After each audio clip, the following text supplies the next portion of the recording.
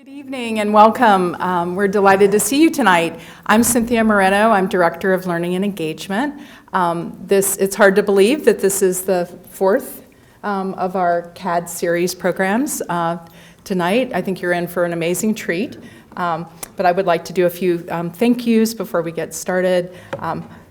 The biggest one going out to Wells Fargo for the amazing support with this exhibition and this series. It's a real treat to be able to have a program of this kind of caliber and to be able to fly in amazing creators and designers and influencers in the design world, and we wouldn't have been able to do that without the help of Wells Fargo tonight. So. Also, I'd like to go ahead and mention that at the end of our program, we will have a Q&A, but then you're very welcome to come up to the Dell Home, which is up here. Some of you already visited, but we'll have a light reception and refreshments afterwards. So we'll hope you'll join us.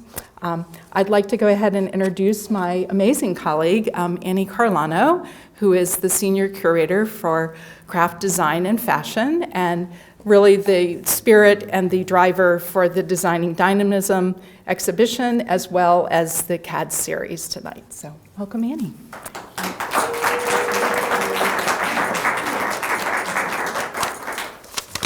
Thank you, Cynthia. And it's so heartwarming to see many faces that have been attending each and every program in this series, because as I was saying to a couple of you earlier this evening, the series was conceived to be a series, and for the first program to start it, kick it off, and the second program build on that one, the third, etc., and to conclude very strategically with two of the most important innovators in the international design world.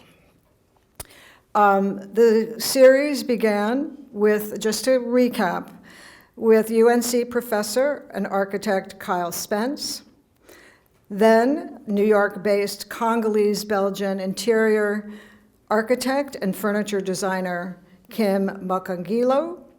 Now, then, many of you were at the last session with Nigerian-American, Swiss-based luxury designer Ini Archibong. And tonight, to complete the series, we are featuring the French-Caribbean design duo, dach&zephir. Zephir, excuse me, I had too much water. Florian Dach and Dimitri Zephir met while students at the very prestigious École des Arts Decorative in Paris, and founded their design studio, dach&zephir, in 2016. So happy 10th anniversary to our friends. And they are, above all, like all of the designers in this series, they are born storytellers, and they fuse design, research, culturally based, with aesthetics. Dach&zephir, in particular, are craft and design anthropologists. Their work explores overlooked cultural histories, endangered craft traditions, and is deeply influenced by the philosophical concept of creolization. That is the idea of continuously transforming without losing one's roots. And we were just talking about that in the exhibition, Designing Dynamism, which has been the impetus for all of the programs. Florian and Dimitri are recipients of many prestigious grants, awards, and one of the most recent very important prizes in France is the Grand Prix de la Création de la Ville de Paris. And they were awarded in that category what would translate to the Design Engagement Award, I think, for their work translating French Caribbean heritage into contemporary production. They're not going to talk so much about contemporary production tonight, but more about their, again, what I call their cultural anthropological research and tradition and design. So I turn it over to you, my friends.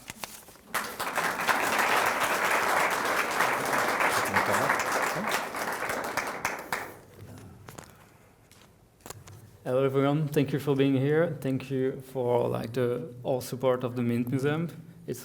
We are really glad to be here tonight. Yeah, just to introduce just a little bit the studio. We are a design and object and furniture studio based in Paris, in Saint-Ouen, in the north of Paris, and we have different type of practices. So we are teachers. We do also furniture and industrial design. Like one of the brands that you might know is CB2 here in the States. So that's more like the commission part of design. And then we have also like one-off project and special commission project for brands. And we also have a research-oriented practice, and that's going to be the main focus tonight. We choose those projects because it has a real echo from the exhibition that you probably saw right next door.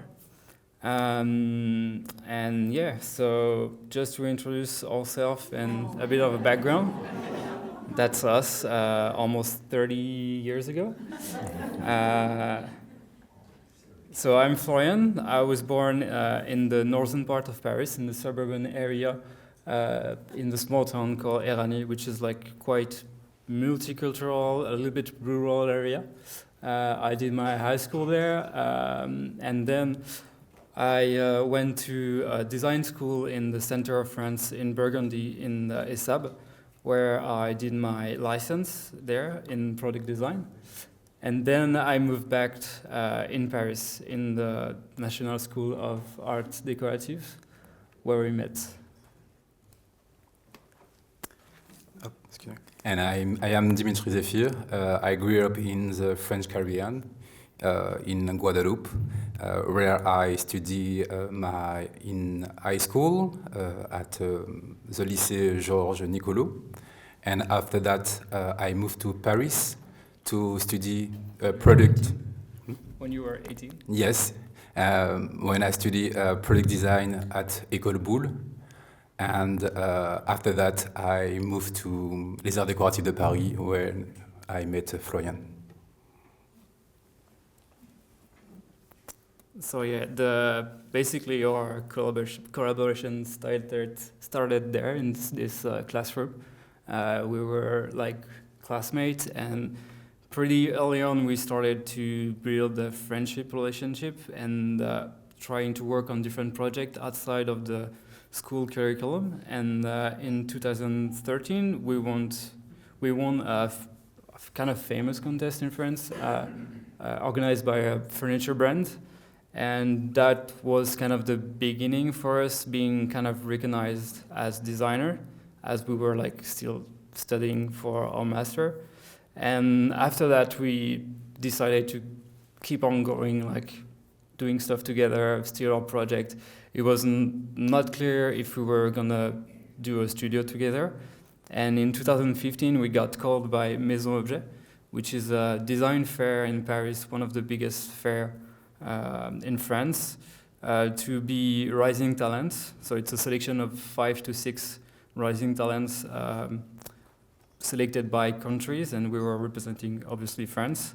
We are like a very small booth. We are still young, still not graduated, but for us it was an opportunity to start building something together. In the meantime, we got contacted by an entrepreneur in Guadeloupe who wanted to start a company to make furniture in Guadeloupe, and he wanted to start with this object on the left, which is called a tiban, which is a very little bench. And the story behind this bench is that it was the only piece of furniture a slave could own in their home, and basically it stayed into the cultural heritage of the island, and now it's like very common object made usually as with reclaimed wood plank. And he also wanted to emphasis on the wood of the Caribbean, because there is like a lot of beautiful wood. Even though there is like not a huge forest over there, there is like mahogany, poirier, vetiver, a lot of beautiful wood. So we started collaborating with him to develop a more contemporary version of the Thibon, and also one that could be flat pack, because like the ambition with the brand was not only to marketing to the Caribbean, but also to send it back to France, and therefore flat pack, you avoid like all the costs that are a big constraint to cross the Atlantic Ocean. The second project that we showed was Héritage Contré. Yes. Which is the first project that we decided to cross our different heritage. I worked a long time ago with coconut weaver craftsman, and Florian worked with ceramic workshop. So maybe we can just speak about the specificity. Yeah, because the project started also with this ceramic workshop, which is called Faïencerie Georges in Nevers, where I studied. And the story behind the practice of the ceramic in Nevers is that they really known for their hand-drawn patterns, and also from drawing historic scenes of the French history, basically on plates that are usually fixed on the wall. They're not really like used as dinner plates, it's just like decorative plates to tell a story about like France, etc.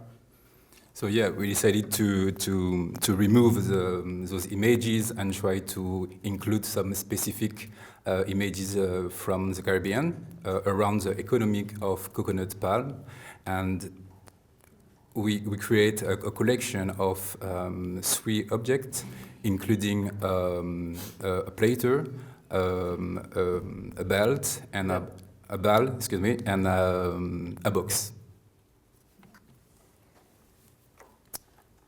And yeah, one of the last project was, and also like a beginning of like how we will then approach later on the design is like starting from a concept and an archive. And the picture on the left is called La Coiffure de Moyaya, and it's a picture representing the importance of the default, and it's about like the Afro hair that were for a long time considered as something that should be hidden or like braided, so kind of a default of the hair. And this picture in the Caribbean heritage is talking about like assuming this part of the hair, and then we started to think like how can we translate this idea of like a default becoming a personality and into an object, and we worked on weaving. It's like a basic weaving, but at the end of the we never found like the proper word in English to tell this, but it's called the frou-frou. It's like at the end of the rug you have like those little frou-frou fringes. Yeah, fringes. So you have those fringes that are usually cut and like cut to size very small. And for us, because it's a part of the process of making a rug, and for us we wanted to amplify and like just assume that it's not a pattern, it's just the texture and just this little default that bring the character of the rug. And once we done this kind of exhibition, that was basically like the start of like, okay, we're gonna work together, we're gonna build something together. We were starting to think about like kind of the manifesto and kind of the vision of the studio. And Edouard Glissant was kind of the pillar of it, like all his philosophy about the tout monde, which is a world where like different culture crosses in the chaotic way, but create a new culture, and all of that kind of resonated into our previous experiences and our sensitivity, and that was kind of the main point that we kept along for our practice. And yeah. Yes, because maybe it's important to say that when we speak about French culture, we always forgot that idea of Caribbean. So the match with Florian was a good way to celebrate French identity, but including the specificity of the Caribbean, of the French Caribbean. Yeah, because it's for us it's always obvious, but Martinique and Guadeloupe, who are part of the French Caribbean, French West Indies, are French. Basically, it's kind of a state in a way, it's always like kind of a tricky. But I think you said it perfectly. Then we decided to graduate together. We did a diploma together. For this diploma, we decided to not focus on the French West Indies. We wanted to have something more objective in a way, and also not being seen by like a jury or this is Dimitri's diploma. So it was kind of strategic in a way, but it was also like a good way for us to try out like our way of doing design in a more like different culture and not necessarily like one of our cultures. So we wanted to speak about the different migration wave that did like the history of the France. There was like a lot of migration from different countries, and we wanted to look at them and see how could those migration could have impacted the French identity. So each object and each project basically are kind of fiction basically. And we started at that point doing interview. That is something that will keep on going through the project that we show next. So every time we interviewed second or first generation of people who've migrated to France to kind of gather a broad view of where people were coming from or where they were going. We also did a lot of museum of archive researchers. And from that, we created different fiction that were asking like if those people were in contact with a manufacturer, creative process, what could happen.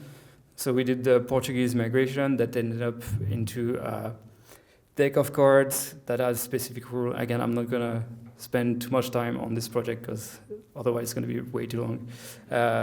So the Portuguese immigration, the Algerian immigration, which is also a big part of the immigration in France. And there we did a jewelry that was talking about different craftsmanships and different habits of people there. And then the Polish migration that was migrating to the coal mine area of the French parts. And then we worked with the architecture, the standard mining lamp, which was invented in France, and pleated pattern that was coming from Poland.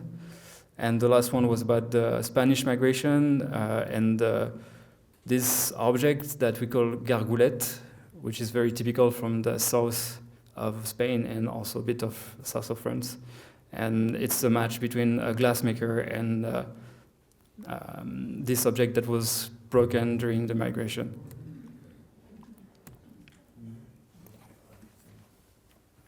So yeah, the diploma was a great opportunity to show how we can develop a field methodology, and after that we had the opportunity to do another residency, but in the Caribbean, in Martinica. So we spent 2 months in Martinica since the grant we won. And we were based in Vauclin. And at this moment, we decided to reflect and think about how we can develop a more sensitive way of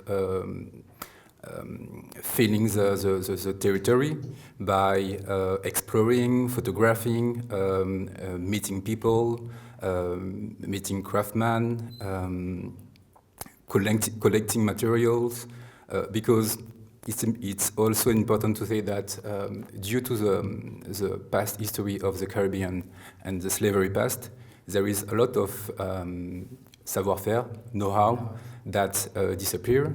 And with Florian, we try to reactivate some histories by collecting some different material to rebuild an history of the Caribbean. And yeah, during this residency, we were like doing our research, but we were also teaching some kids in a small school in Le Vauclin. And basically it was 1 day a week for 2 months.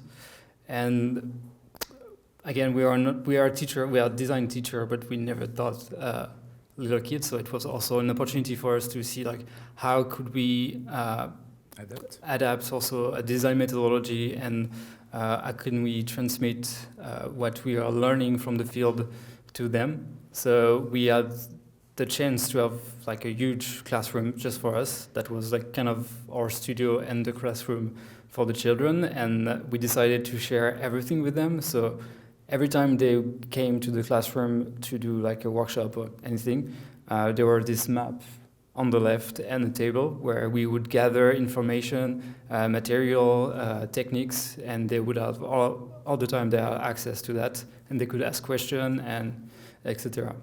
And during this time, we just had like kind of like normal like teaching session, like classroom session, but we would go in the field with them to meet craftsmen, to have some workshop with them, to learn techniques, to meet like some that we think is like cultural places, but not viewed as a cultural places. For example, the harbor, which is kind of a central piece of the history in this city. Also like cultural places, museum, art museum with them. And after like a month and a half of like different workshop, different atelier, we've asked them to kind of, as we do, like to shape what they've seen and what they heard into an object. So to do so, we decided to ask them to do totems. So it's like a simple object, it's sculptural, it doesn't have like a real function. So we asked them to first write a story, from what they've gathered and what they heard, they just imagine something, which was actually the more difficult part when you think about it. And then from that story, they would do a collage. And here we had like, I think kind of a good idea in retrospect is that the collage that you see, they scale 1:1. So basically we have gathered a lot of material during the first months, and we did some kind of prints that were 1:1 of the material that would be available. So the children would have like paper 1:1 material, so they could cut it and adjust it to size. And at the end, when the collage is done, it's the right proportion from what we have. So that's few of the collage that the children did. And then we gathered like all the material we've cut to size to, in the end, with the children, like put it together. And that's the totem that they did. Yeah, it was kind of a really surprising project. I mean, to see that those children who was like between 10 and 12 could like do something like this was amazing. And in the end, we did an exhibition with them in the classroom with all the totems. And we also invited different schools in this area to share like all the process, because like obviously we were there for residency, we were there for 2 months, but we really think that the process that we've put together could also been applied to different schools, like even with someone who is not a designer could also implement this process. And yeah, like before Dimitri said, like when we arrived there, we didn't have an idea of a project, and the main goal was to discover and to be influenced by people that we met. And this project, which is one of the projects that we developed after the residency, was the exact example of like a pure hasard, I don't know the word, a random thing that just popped up and became a project. So couteau chien. So this guy here, we invited him because he was doing bamboo broom with just bamboo that he cuts into thin stripes. And on the table, there were this knife over there. And as I am a big fan of knife, I was like, what is this knife? It's a bit weird, like the shape, there is a dog, the figure of a dog on the blade. And after that, we started seeing this knife everywhere, like at the market, in the workshop of craftsmen, and in the supermarket. So basically, it's a knife that costs like $5, and you can buy it in the supermarket. And then we started digging on the history of this knife, because like, why is it there? Why is this so popular? And then we found that this knife, which is called the dog knife, was brought as a present to a cook for a wedding.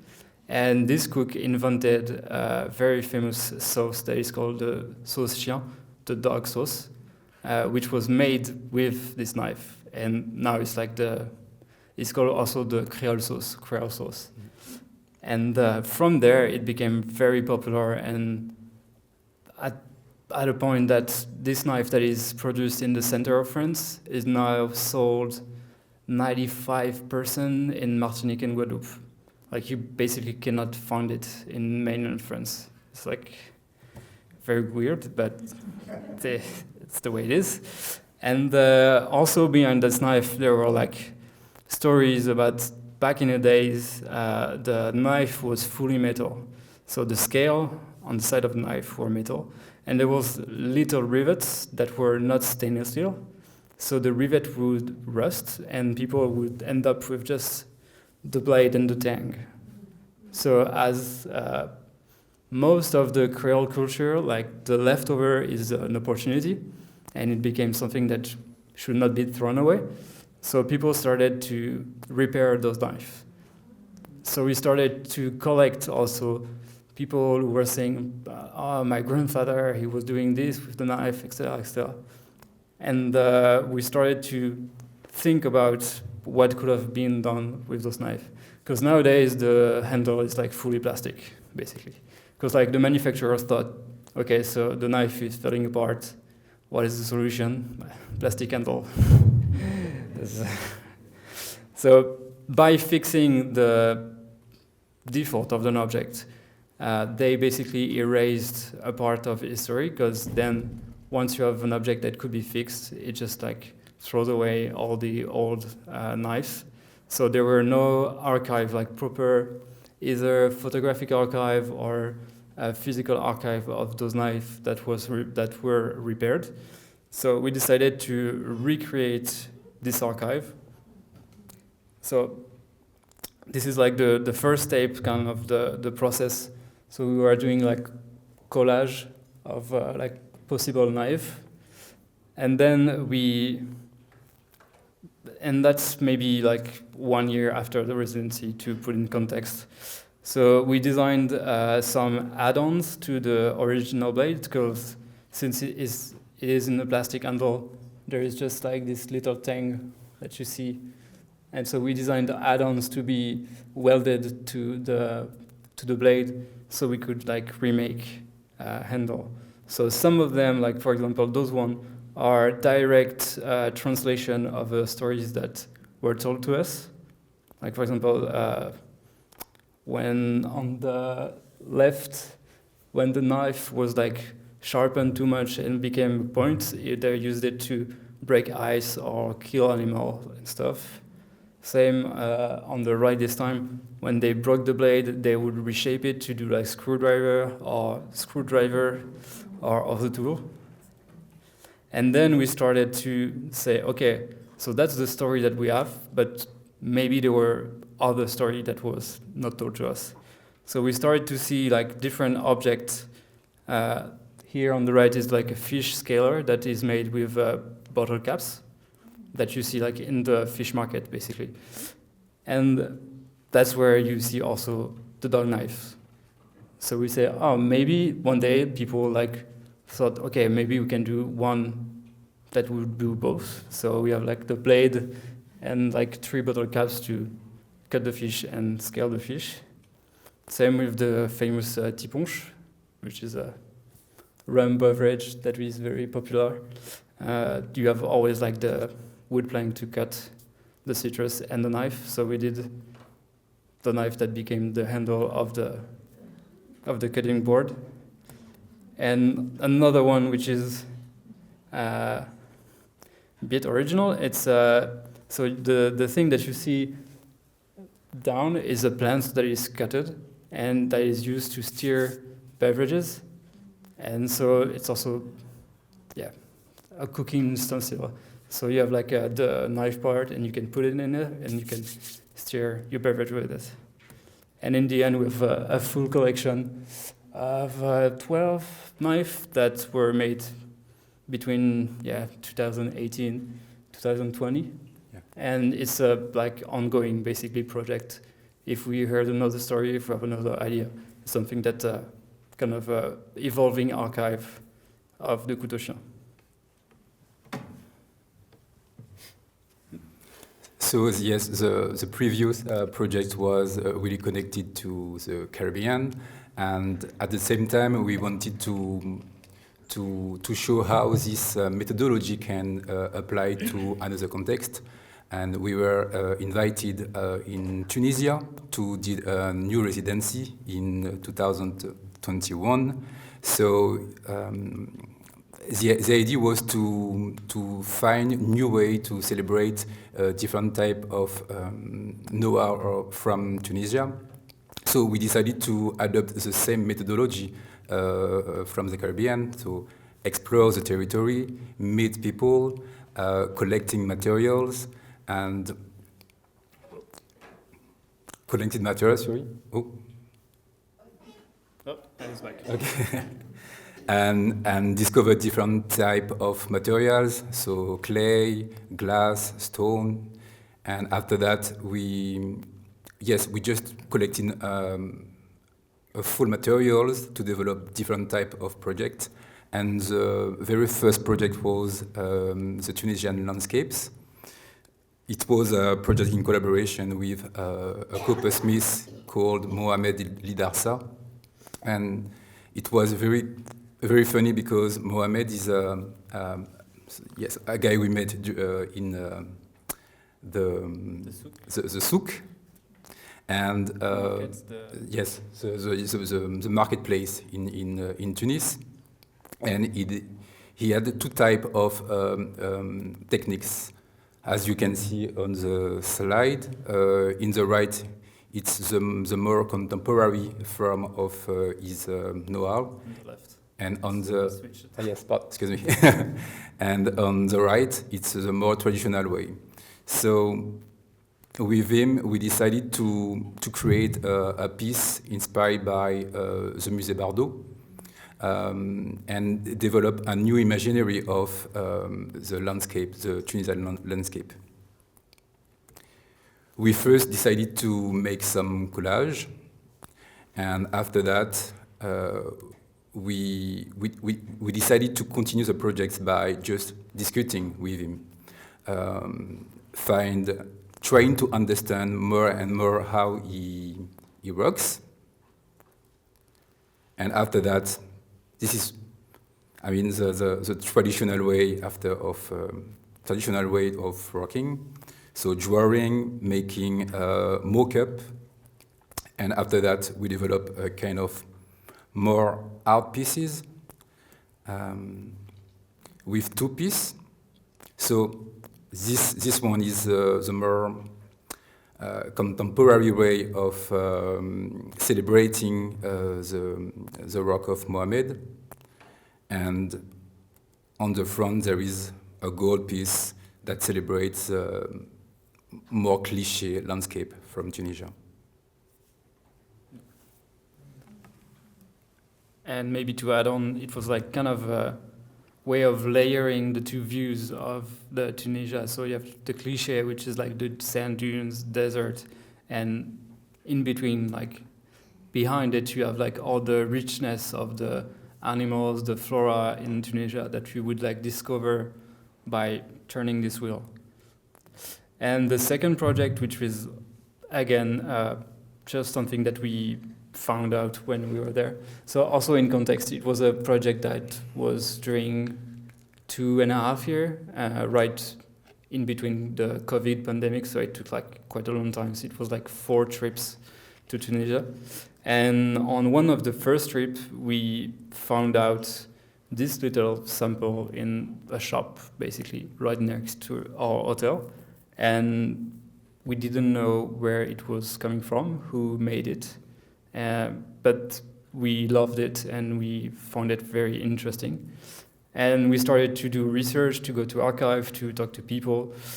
And we found out that this technique, which is made with a grass that is called alpha in Tunisia, that was used to make mattresses. And those mattresses were like, back in the days, like the mattresses for the kings, because they were like really, I mean, they didn't have foam before, so now it was like a really soft material, very intricate weaving. And nowadays it was the mattress of the poor because we have foam. So this project was pretty tough because right when we identified where the production of those mattresses were located, everyone told us, no, you can't go there, because it was kind of an area where there was terrorists in the mountains and etc. So we kind of pushed, because it was, the terrorists were in the mountain very far from the city, but still, like, the government didn't want to take a risk sending foreigner there, but in the end it was fine. We're not suicidal. Anyway. So we finally got the green light to go in Kasserine, which is in the middle of Tunisia, where they grow and they harvest the alpha.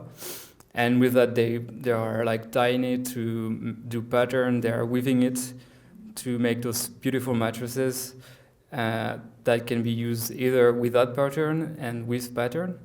And we loved the raw material, like without patterns, because like there is like difference between once it dried, there's like different color and different kind of like a marble way of having different patterns that are totally random and beautiful.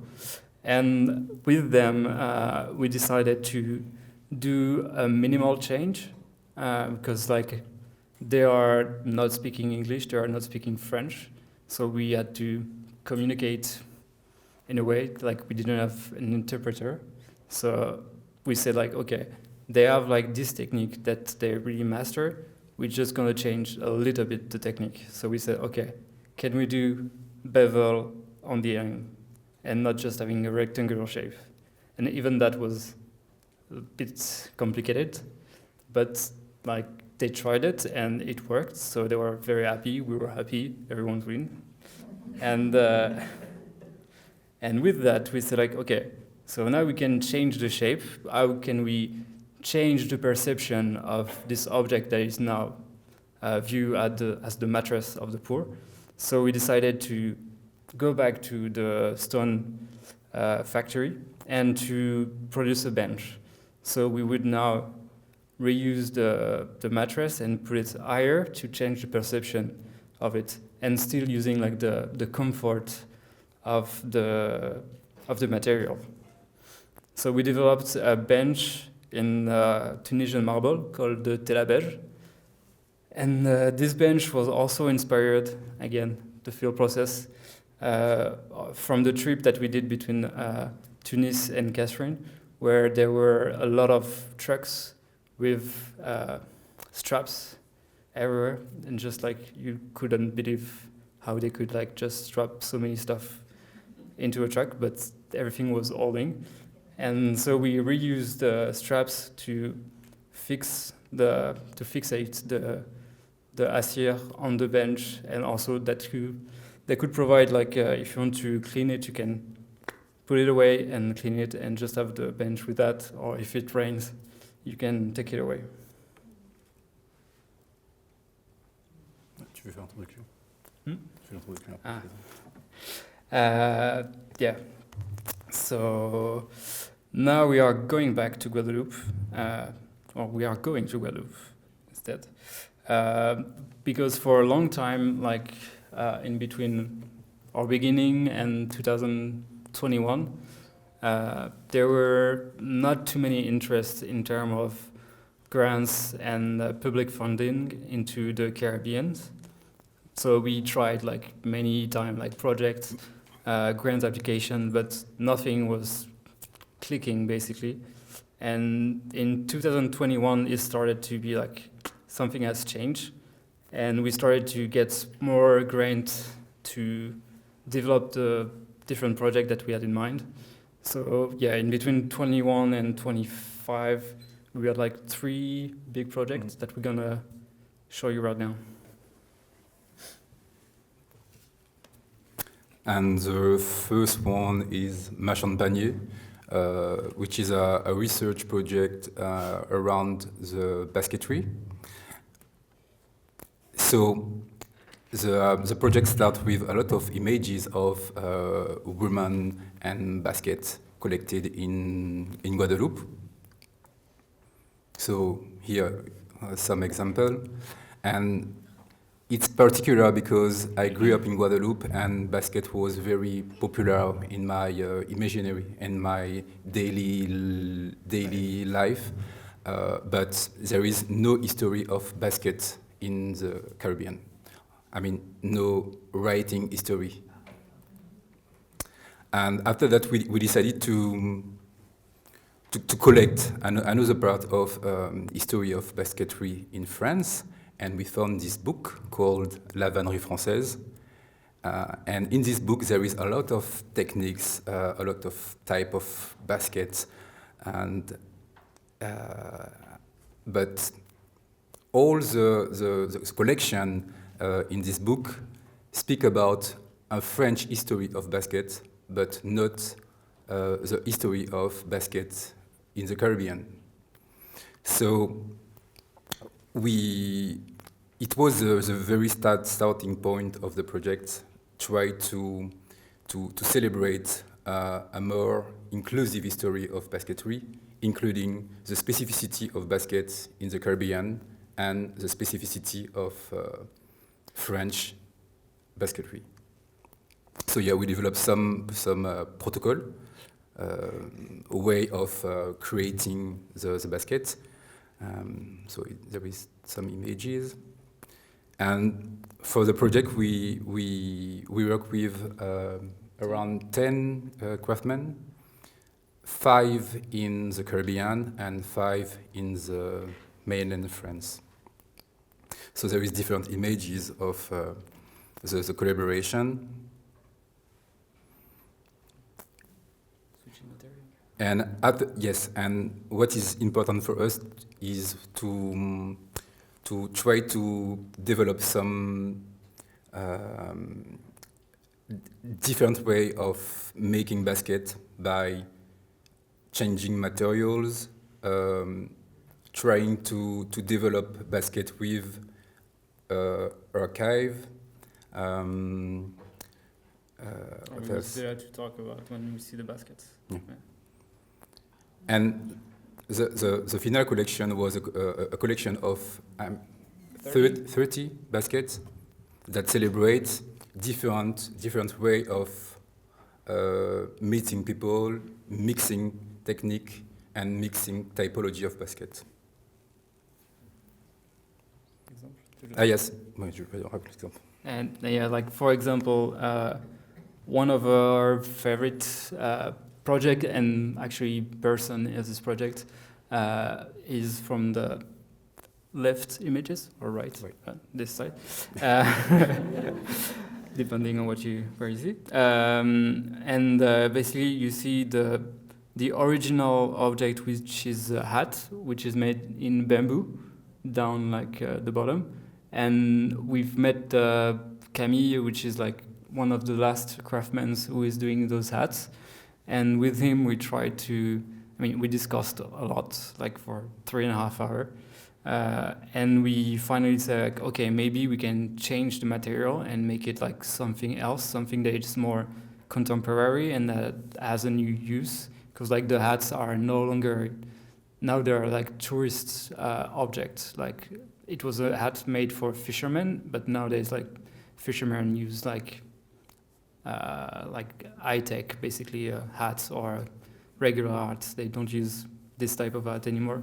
So it was like, yeah, just switching a little bit the craftsman and just having those aluminum pieces, water jets, and then you can still have the process of weaving and process of making the piece, but just by changing the material and also changing the purpose of the technique to become like a basket instead of a hat.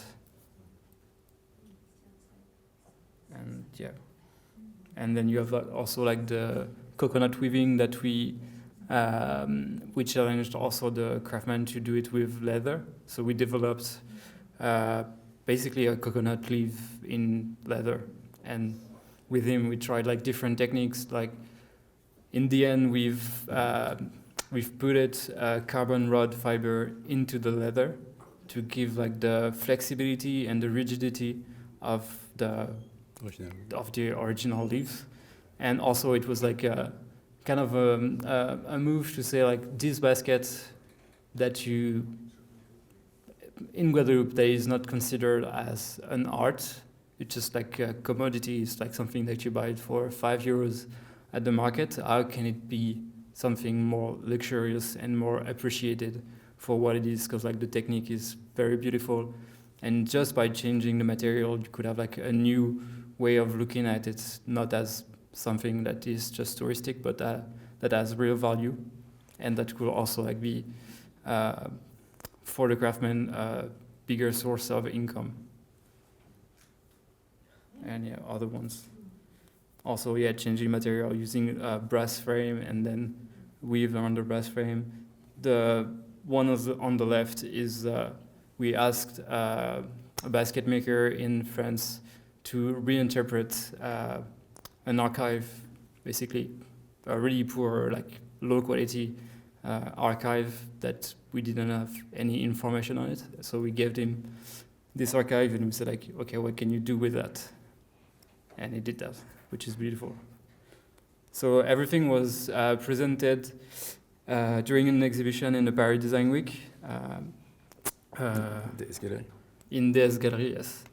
And maybe one thing that we should also add is that it was only one-shot object. There were like no going back and redoing a basket. We really wanted to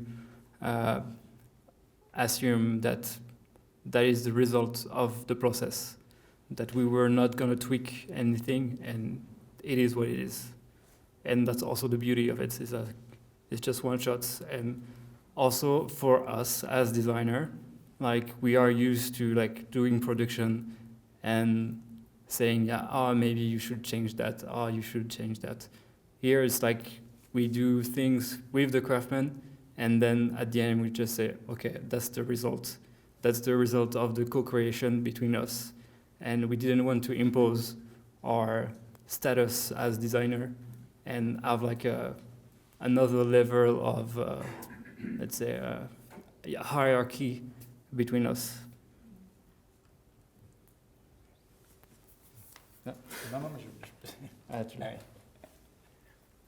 And to complete the exhibition, we decided to create this newspaper because we spoke a lot about the field, and in the exhibition there is all the basket but not the field. So we decided to create this newspaper with different type of conversation we have with the craftsmen, and we also write some text about the history of Caribbean basketry.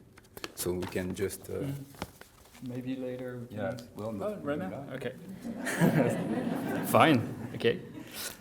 And now, like another big grant that we had, which was, again, it's kind of a pattern. Like we had like some project that had some similarities, and they all got grants at the same time. So, which was really nice. But then it's going to be a bit repeating, but it's totally different project.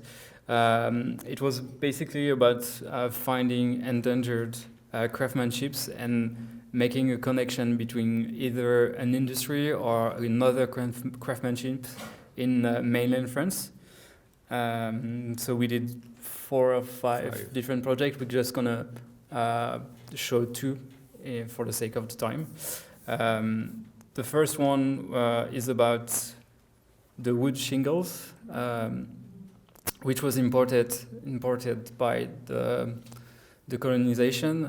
So it's also craftsmanships that you can find, I think, here also and in mainland France. But they basically brought this know-how in the Caribbean, and they taught the slave how to do it, and it evolved into like different specificity of the field, like especially the different wood that you have there, which are more hard and more dense than the wood that were used before.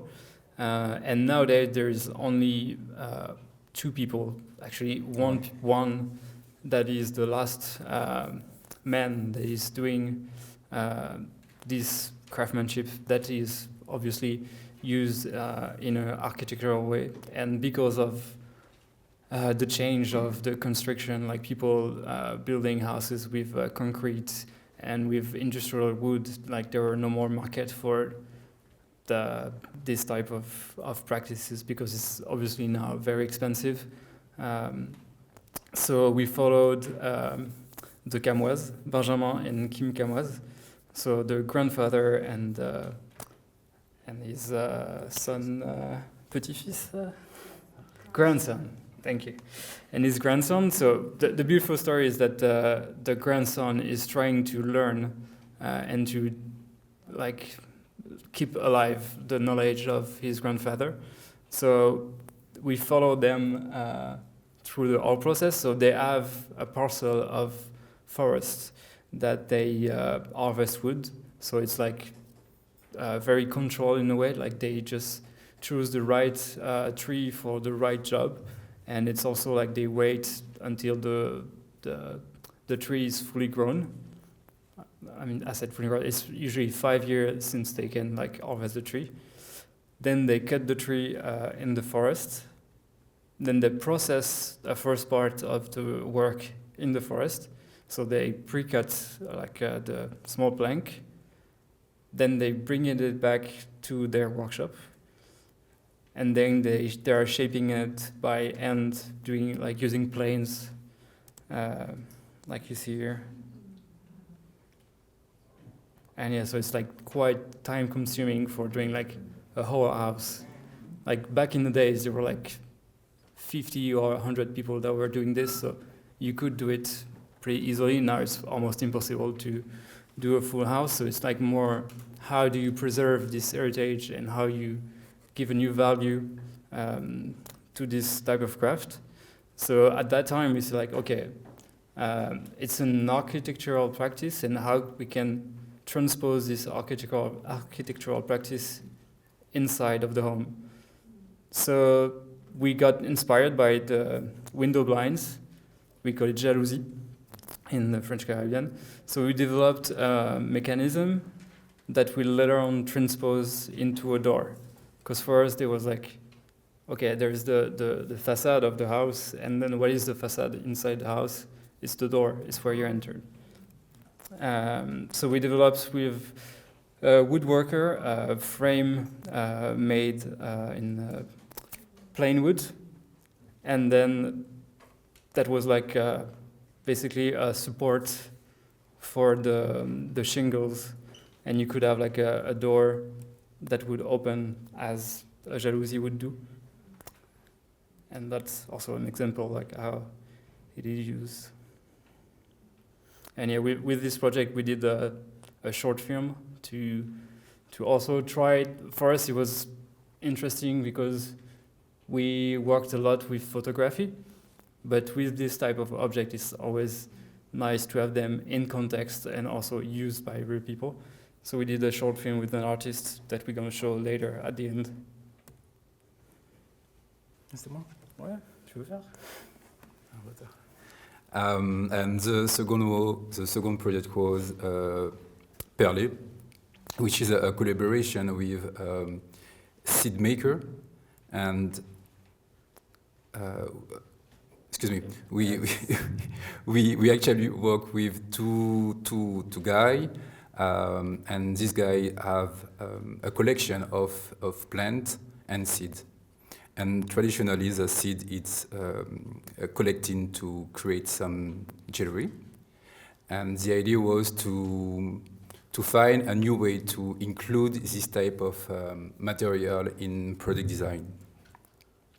So there is different type of seeds, a big collection of seed in the Caribbean, and at the same time, we had this idea of create curtains, because the curtain is not a vernacular object in the Caribbean, but a very popular object.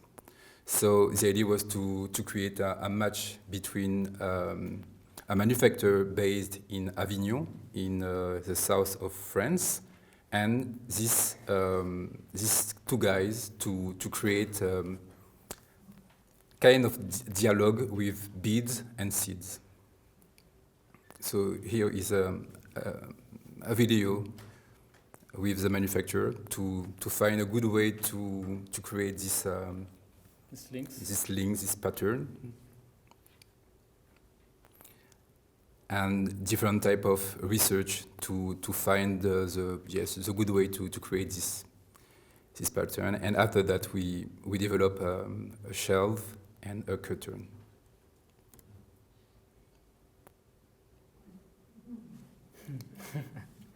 And also, actually, the idea of the shelf was also something that was told to us, and somebody told us like, oh yes, I had this bead curtain like in my dressing, like as a regular door, and we said, okay, so maybe there is something to do with like how you can show an object and how you can interact with an object in a different way, and it creates like this kind of poetic movements that also react to the wind, and like also have a particular sound of like the beads like hitting each other. And we also like kind of in the homage of the main object, which is a curtain, we developed also a door curtain with the seeds. And also, we completely forgot to say it, but this object is now part of the collection of Centre Pompidou in Paris, and the baskets entered the collection of the Museum of Decorative Art of Paris, which is like for us a big step, because our work is about like projecting this type of object into the French history, and then once they get into the national collection, it's kind of a statement also for the state to say, okay, we acknowledge that something is going on in the Caribbean and it's now part of the French history, so we are pretty proud of it. Okay, now we're going to the vases, which was a project that was financed by CNAP, the National Center of Art in Paris, which it was basically a contest for creating a vase. Like, what is the vase nowadays? Which is like kind of a basic object, but in the same time, it's an object that is really present in a lot of national collection, and it's also an everyday object that everyone can relate to. And we started to think about, again, the Caribbeans, because we noticed that there was not a production of vase. But in the meantime, there's a lot of flowers. So we went back to more an archive research before we went to the field. And in this archive, we found out that, yes, it was like glass, ceramics, stone, and those were not produced in Guadeloupe. It was all imported from China, from Europe, etc. So at this time we say, okay, so that's what existed. That's the history of the vase in Guadeloupe. But what is nowadays the history? So we asked on social media, can you send us a picture of a vase in your home? Just to have like a modern archive of what are you using as a vase. And so we had like a lot of stuff from baskets, from water bottle that was cut from IKEA vase, etc. But in the end, we couldn't find like something really vernacular and really made in situ. We also thought about the flowers or the tropical flower of the Caribbean that are in some way very different from the European standards of plants. Often they are quite bigger, as tropical flora are way bigger. So we also took that into account into the design of the vases. Tu parles fait bonne? Non, je parle de quoi? Okay. And so we did a collection of 3 vases. 3 different vases. The first one called Feuille Banane, which talk about the banana leaf, the dried banana leaves. So on the left you have a costume that is a costume from the Carnaval of Guadeloupe that is rooted into the slave heritage that is called marronnage. Basically it's the slave that fled the plantation and that would hide in the forest. And so we worked with the banana grower to harvest a collection of dry banana leaves. And then we developed a ceramic part that would hold the banana leaf and the flower. So you have like one compartment for the water and one compartment that would hold everything together, that we made with a potter in Guadeloupe. And then everything is tied with the zip tie. Also, again, a practice that was directly derived from the Carnaval, which is like kind of a low-tech way of fixing stuff. And so in the end, you have like this vase that is also a vase in itself. Like if you don't put flower in it, it's still like something floral. But then you can like put flower that kind of feel like they are also in their own elements in the wild, basically. And for reference, yeah, it's a very big vase. It's like 1 meter 20 by 1 meter. And COS is a second proposal of the collection. We decided to collect some palm bolts in Guadeloupe, and we are very fascinated by the natural shape of the material. So we decided to collect a lot of material and try to make a collaboration with a manufacturer that uses the lava stone to create the base of the vase. And the idea was very simple. It was to fix the pods in between 2 parts of stone. And the result is just a soliflore. For smaller flowers. And there is I don't know how to explain the movement of the leaves, because to put it in the vase, first of all we draw. Wait. I let Florian speak about the process, because that's my specialty. Yeah, so like when we collect them, they are kind of humid in a way, so we have to wash them, like put them in water and just wash them, and then they become soft. Like they really very, very soft. And so we don't dry them right away, and we put the pods are still wet into the lava piece, and then when it dry, it's just like get its orientation, its final orientation, basically. So it's like kind of a free form that is dictating by the material and not by your hand. and once it dried, it's almost like wood. Basically, it's like very, very tough. And then we just put a coat of oil on it just to preserve the piece. And then we went back to our friend the Camoise, because yeah, the door was the first step, but we thought maybe we could like continue because they are amazing people, and we said like, okay, let's go, let's do another project with them. And this time we experimented with a woodworker in the Guadeloupe. So we decided to create kind of a architectural vase. So we had a base, and with this base there were like 2 panels of wood with the shingles attached on it. And in the middle you had a stainless steel compartment where you could put water and flour.